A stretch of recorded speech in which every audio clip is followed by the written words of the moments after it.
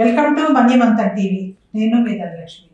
ఆర్థిక విశ్లేషకులు హనుమంతులు గారు ఇప్పుడు ఆర్థిక క్రమశిక్షణ కలిగినటువంటి వ్యక్తులు ఎలా ఉంటారు అనే అంశం మీద మరి మనకి వారి యొక్క అనుభవాన్ని జోడించి మనకి ముందుకు వచ్చారు.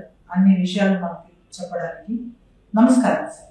నమస్తే సార్, ఆర్థిక క్రమశిక్షణ కలిగినటువంటి వ్యక్తులు జీవితంలో ఎలా ఉండాలి? అన్ని సౌకర్యాలు చాలా వరకు చాలా సౌకర్యాలకి చాలా మనశ్శాంతి కానీ తర్వాత మన యొక్క భవిష్యత్తు కూడా పునాది వేసేది ఆర్థిక క్రమశిక్షణ. ఆర్థిక క్రమశిక్షణ అంటే మనం ఎప్పుడు కూడా ఖర్చులు ఆదాయం లోపలే ఉండాలి తప్ప ఆదాయం దాటిపోకూడదు. అది మన ఫస్ట్ కండిషన్ అనమాట. అంటే మనకు ఆదాయం 50,000 వస్తే ఖర్చులు 49,000 ఉండొచ్చు, 99,000 ఉండొచ్చు, 50,000 ఉండొచ్చు, అంతకంటే ఖర్చు ఉండకూడదు. కాబట్టి ఫస్ట్ మొదటి స్టెప్ ఏంటంటే ఖర్చులు ఆదాయం లోపలనే ఉండాలి. అంటే దాని ఖర్చుల కొరకు అప్పు తీసుకొని మనం ఖర్చులు పెట్టే పరిస్థితి రాకూడదు. First step. సెకండ్ స్టేజ్ అంటే ఆర్థిక భద్రత. ఆర్థిక భద్రత ఏంటంటే మన భవిష్యత్తు కొరకు అనుకోని అవసరాల కొరకు, ఆరోగ్య పరిస్థితుల కొరకు, అత్యవసర పరిస్థితుల కొరకు మనం ఎలాంటి సేఫ్ డిపాజిట్ అంటే ఎలాంటి నిధిని సమకూర్చుకున్నాము అంటే మన భవిష్యత్తులో ఉపయోగపడడానికి అత్యవసర పరిస్థితులకు ఎలాంటి నిధిని మీరు సమకూర్చుకున్నాం. అదొకటి ఆర్థిక భద్రత. ఎందుకు అసాధ్యమో ఎప్పుడు సాధ్యమవుతుందంటే మీ ఖర్చులు ఆదాయం లోపల నుండి ఆ యొక్క గ్యాప్ ఏదైతుందో ఆ గ్యాప్ మీరు పొదుపు చేసినప్పుడు మీకు ఆర్థిక భద్రత ఉంటుంది. అంటే మీ ఖర్చులు మీకు ఆదాయంలో నుంచి ఖర్చులు పొదుపు చేయాలి. ఎంత పొదుపు చేయాలి, ఎంత ఖర్చు పెట్టాలి అంటే మన ఖర్చు ఆదాయంలో కనీసం 25% పొదుపు చేయాలి, 75% ఖర్చు పెట్టుకోండి. 25% చేయగలుగుతామా అని చాలా మంది అంటారు. సాధ్యమవుతుంది, ఎందుకు కాదు అని ప్రయత్నం చేయండి, సాధ్యమవుతుంది. ఫస్ట్ మరి 1 నెలలో 5% కావచ్చు, 2 నెలలు 6% కావచ్చు, 3 నెలలు 10% కావచ్చు, మెల్లిమెల్లిగా అలవాటు చేసుకుంటే ఇంకో సాధించడం అవుతుంది. అప్పుడు సేవ్ ఫస్ట్ స్పెండ్ నెక్స్ట్ అంటే మన ఆదాయం నుంచి ముందు చేయండి, తర్వాత ఖర్చు పెట్టండి. కానీ ఖర్చు పెట్టిన మిగిలిన పొదుపు చేసాక ఎప్పటికీ కాదు, సాధ్యమే. సేవ్ ఫస్ట్ స్పెండ్ నెక్స్ట్ ఈ విధంగా మనం చేయాల్సిన అవసరం ఆర్థిక భద్రత. ఇది ఆర్థిక క్రమశిక్షణ. అదే మాదిరిగా ఇంకో స్టేజ్ ఏంటంటే మనం దేని కొరకైతే మనం అప్పు తీసుకోవాల్సిన పరిస్థితి వచ్చినప్పుడు దేనికోసం అప్పు తీసుకుంటే ఆలోచించాలి. అప్పు వల్ల మనకు ఆదాయం రావాలి, తీసుకున్న అప్పు వల్ల మనకు ఆదాయం రావాలి, ఖర్చు తగ్గాలి, లేకపోతే భవిష్యత్తులో ఉపయోగపడాలి. అంటే ఆదాయం రావడం అంటే మీరు ఒక వ్యాపారంలో పెట్టుబడి పెట్టాలంటే అప్పు తీసుకోవడం, లేకపోతే ఆదాయం సంపాదించడానికి అప్పు తీసుకోవడం, విద్య మంచి భవిష్యత్తు ఎడ్యుకేషన్ లోన్ తీసుకోవడం, ఖర్చు తగ్గాలి. మీరు ఒక హౌస్ లోన్ తీసుకున్నారనుకోండి, మీకు అద్దె చెల్లించిన అవసరం లేకుండా ఇన్స్టాల్మెంట్ చెల్లిపోయినట్టుగా తీసుకునే అవకాశం ఉంది. ఈ విధంగా ఆర్థిక క్రమశిక్షణ అనేది మన ఎట్టి పరిస్థితుల్లో కూడా మన కమిట్మెంట్స్, ఫైనాన్షియల్ కమిట్మెంట్స్ ఆదాయం లోపల ఉండాలి. తర్వాత ఆదాయం నుంచి పొదుపు తీసిన తర్వాత ఏదైతే బ్యాలెన్స్ అంతకంటే ఖర్చు కాకుండా చూసుకోవాల్సింది ఈ స్టెప్ అనేది. ఖచ్చితంగా ఆర్థిక క్రమశిక్షణ ఉంటేనే ఆర్థిక భద్రత ఉంటుంది, భవిష్యత్తు ఉంటుంది, ఎలాంటి ఇబ్బందులకు తట్టుకునే ఆర్థిక అవసరం తట్టుకునే విధంగా మనం ఆర్థికంగా ఉండగలుగుతాం. క్రమశిక్షణ అనేది సంపాదనతో వస్తుందంటారు. క్రమశిక్షణ అనేది సెల్ఫ్ డిసిప్లిన్. చాలా వరకు సెల్ఫ్ డిసిప్లిన్. ఎవరో చెప్తే కాదు, చాలా వరకు తను నిర్ణయించుకున్న ఒక పద్ధతి, తను నిర్ణయించుకున్న ఒక ప్రణాళిక, తను నిర్ణయించుకున్న ప్రాసెస్, దాని ప్రకారమే క్రమశిక్షణ అనేది ఉంటుంది. కాబట్టి క్రమశిక్షణ ఎవరు చెప్తే కాదు, సెల్ఫ్ డిసిప్లిన్ అనమాట. స్వయంగా నిర్ణయం తీసుకోవడం, దాన్ని అమలుపరచడం. ఇది ఖచ్చితంగా చాలా మంది కూడా అనుకోవడం లేదు, ఆచరించడం లేదు అవుతుంది. ఎలా ఉంటుందంటే ఆశ ఆకాశంలో, ఆచరణ పాతాళంలో ఉంటే ఫలితం రాదు. ఆశయము ఆచరణ కలిసి ఉండాలి. అంటే మీకు ఆశయం ఏదైనా ఉందో దానికి తగ్గట్టుగా ఆచరణ ఉండాలి. అప్పుడు క్రమశిక్షణగా మీకు ఉండగలుగుతారు కూడా. ఎవరో చెప్తే రాదు, ఎవరో చెప్తే వచ్చేది నేర్చుకోవడం. కానీ ఎందుకు నేర్చుకోవాలనే ప్రశ్న ఏంటంటే మీరు క్రమశిక్షణ ఎందుకు ఉండాలి అనే దానికి సమాధానం మీరే చెప్తారు. ఎలా ఉండాలని సమాజం చెప్తుంది, పక్క వాళ్ళు చెప్తారు, గురువు చెప్తారు, మిగతా వాళ్ళు చెప్తారు. కానీ ఎందుకు ఉండాలని మాత్రం మీరు నిర్ణయం చేసుకోవాల్సిన అవసరం ఉంది.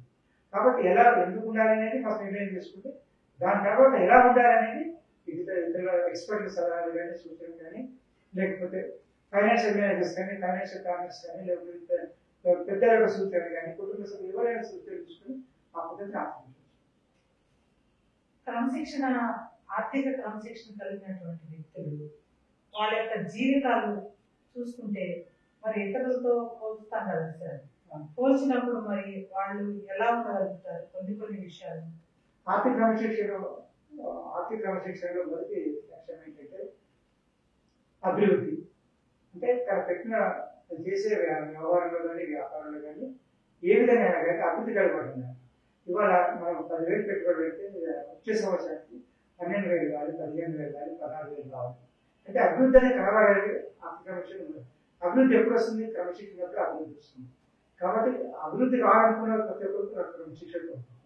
కాబట్టి అక్కడ స్వార్థం ఉండదు, మళ్ళీ కేర్లెస్నెస్ నిర్లక్ష్యం ఉండదు, అశ్రద్ధ ఉండదు. అన్ని బాధ్యతగా క్రమశిక్షణతో తర్వాత అవసరాన్ని ప్రకారమే ఖర్చు పెట్టుబడి చేస్తుంది. కాబట్టి అప్పుడు అభివృద్ధి కనుక అభివృద్ధి కనపడేటప్పుడు ఆర్థిక క్రమశిక్షణ అభివృద్ధికి వస్తుంది. చాలా మందికి అభివృద్ధి గురించి ఆశయం లేకపోదు. అంటే చాలా వరకు ఏమవుతుందంటే సంపాదించే వాళ్ళు వేరు, ఖర్చు పెట్టే వాళ్ళు వేరు. అంటే సంపాదించే తల్లిదండ్రులు కావచ్చు, ఖర్చు పెట్టేవాళ్ళు మాత్రం పిల్లలు కావచ్చు. అప్పుడు ఏమవుతుంది, పిల్లలకు తల్లిదండ్రులు ఎంత కష్టపడుతున్న విషయం మనకు తెలియదు. వాళ్ళ డబ్బు వేరేగా వస్తుంది, ఖర్చు పెట్టేస్తాం అనుకుంటారు. కానీ అదే పిల్లలకు సంపాదించిన ఖర్చు పెట్టడం చేసినప్పుడు వాళ్ళ బాధ్యతగా ఉంటారు. కాబట్టి అతను బాధ్యతగా ఉండాలి అంటే వాళ్ళకి దానింత డబ్బు సంపాదించడానికి పడే కష్టం మనకు తెలియాలి.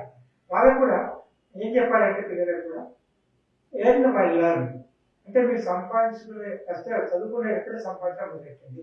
ఎలా సంపాదిస్తాము అనుకుంటే మీరు పార్ట్ టైం జాబ్ చేయండి, హాలిడేస్ వర్కింగ్ చేయండి, లేకపోతే ఎవరైనా ట్యూషన్స్ కానీ చెప్పండి సబ్జెక్ట్ యొక్క ఎవరికైనా కానీ సలహా సూచనలు ఇవ్వండి కన్సల్టెంట్గా, లేకపోతే క్లాసెస్ తీసుకోండి.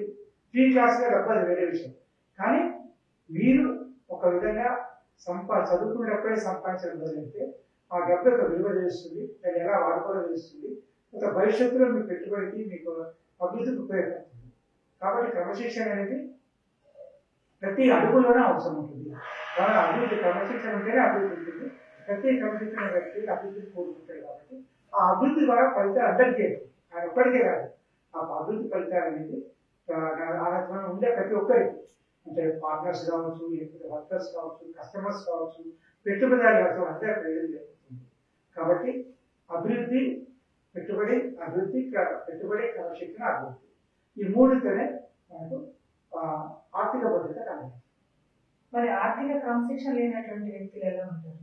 ఆర్థిక క్రమశిక్షణ వ్యక్తులు ఇంతకు చెప్పినట్టుగా వాళ్ళు చాలా వరకు ఆర్థిక క్రమశిక్షణ వ్యక్తులు ఆదాయం కంటే ఎక్కువ ఖర్చు పెట్టడం, ఖర్చుల కోసం అప్పులు తీసుకోవడం, అప్పులు చెల్లించడానికి ఏ విధమైన పని చేయడం సిద్ధపడటం, అంటే ఎలాంటి తప్పుడు పని చేయడం సిద్ధపడటం, లేకపోతే అప్పులు చెల్లించలేని పరిస్థితులు ఇన్సాల్వెంట్ కావడం, అంటే డిఫాల్ట్ కావడం, లేకపోతే తప్పించుకోవడం అప్పులు ఇచ్చిన వాళ్ళకి, లేకపోతే ఇలాంటి ఇన్సాల్వెంట్ చేయడం, ఇలాంటివన్నీ కావడం కానీ ఎందుకు మంచి పద్ధతి కాదు. ఖర్చు పెట్టడం అనేది మీకు ఖర్చు పెట్టాలనుకుంటే మీ సంపాదన ఖర్చు పెట్టడం ఒకటే గెట్టారు. నా సంపాదనకి మాత్రమే ఖర్చు పెడతాను, నా సంపాదన మాత్రం నేను నా యొక్క ఖర్చుని నేను భరిస్తాను, లేకపోతే నా యొక్క విలాసాన్ని కానీ నా యొక్క ఎక్స్పెండిచర్ మొత్తం నా సంపాదనతోనే చేస్తాను, అప్పు తీసుకోండి ఖర్చుల బట్టి నేను ఒక నిర్ణయం తీసుకోండి, ఆ మాట మీద నిలబడి మీకు ఎన్ని కంట్రోల్ అవుతాయి, మీ దగ్గర ఉంటుంది. అలాగా అంతేకాకుండా నెక్స్ట్ స్టేజ్ ఏంటి, సంపాదిస్తాను, పొదుపు చేస్తాను, తర్వాత ఖర్చు పెడతాను అని ఆ యొక్క నిర్ణయం తీసుకోండి. ఈ రెండు నిర్ణయాలు, నా ఖర్చులు ఆదాయం దాటుకోకూడదు, తర్వాత ఆదాయంలో నుండి పొదుపు అయిన తర్వాత ఖర్చు పెడతాను. నేను తీసుకున్న తర్వాత మీకు పొదుపు ఒక స్టేజ్ దాటిన తర్వాత 1 లక్షలు 10 లక్షలు 5 లక్షలు పొదుపు జమ అయినప్పుడు మీ యొక్క అకౌంట్లో ఉన్నప్పుడు మీకు ఉండే ఒక మోటివేషన్, ఒక ఏ విధమైన మోటివేషన్ ఇస్తున్న ఒక విధంగా ఉత్తేజం అయితే ఇంకా దాన్ని పెంచాలి, పెట్టుబడి చేయాలి, ఇంకా పెంచాలని అవుతుంది. కానీ ఎప్పుడు కూడా నాకు ఎప్పటికీ కాదులే అనుకుంటే ఏది కాదు. ప్రయత్నం ప్రయత్నమైన మొదటి అడుగుతారు ముందుతుంది. కాబట్టి ప్రయత్నం చేస్తున్నాము, ఒకసారి ఫెయిల్ ఇంకోసారి మళ్ళీ ఆ అనుభవం ఉపయోగపడుతుంది కాబట్టి విజయానికి ఉపయోగపడుతుంది. కాబట్టి క్రమశిక్షణ అనేది త్యాగము, తర్వాత నిస్వార్థము, తర్వాత అభివృద్ధి, ఇవన్నిటికీ క్రమశిక్షణ మూలం. ఇప్పటివరకు ఆర్థిక క్రమశిక్షణ కలిగినటువంటి వ్యక్తులు ఎలా ఉంటారు, ఆర్థిక క్రమశిక్షణ లేనటువంటి వ్యక్తులు ఎలా ఉంటారు కూడా చాలా చక్కగా మీరు మాకు వివరించారు సార్. నమస్కారం. నమస్కారం.